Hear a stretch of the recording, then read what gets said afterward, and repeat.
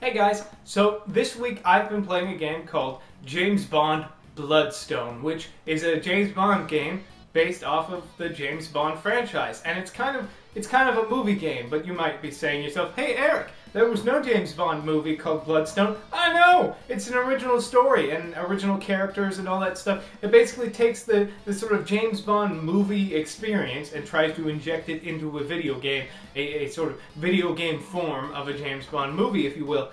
But does it succeed? Does it fail? Is it just a complete pile of trash, or is it actually kind of passable? Here's my opinion of James Bond Bloodstone.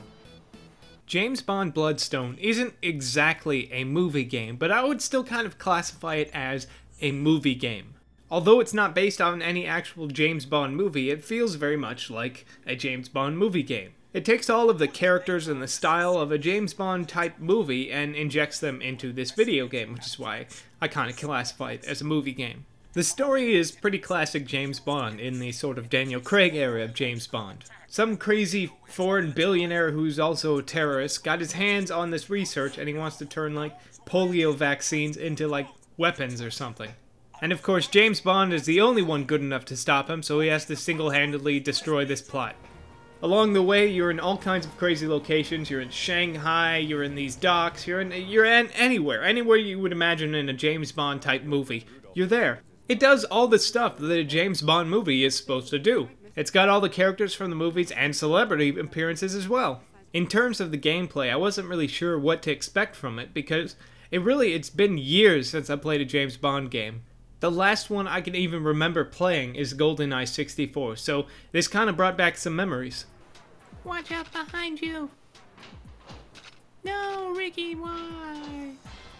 I can't feel my legs, Eric. That's 'cause they ain't there no more, Ricky.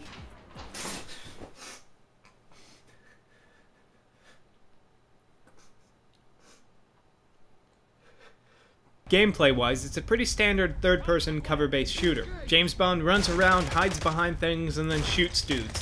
They even included the sort of awesome, like, kung fu stuff that Daniel Craig does in the movies. And essentially, the game boils down to running from place to place down corridors, shooting all the enemies, and getting to the cutscene. Although the game does break up the action, there are stealth sections, there are just straight running gun sections, there's even a lot of driving sections as well.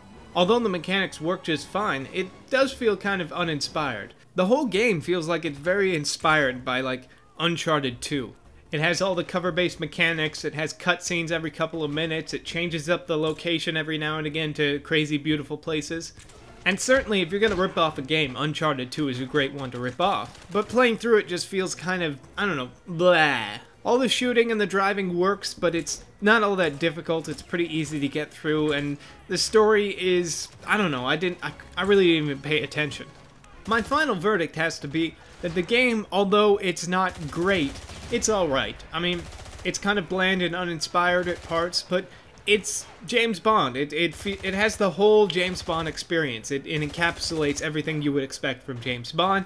So if you're a big fan of James Bond, this is like a must, but if you don't really care, I would say probably just avoid it, but maybe rent it. Even then, I don't think it's even worth a rental because it's like, but it's not a bad game.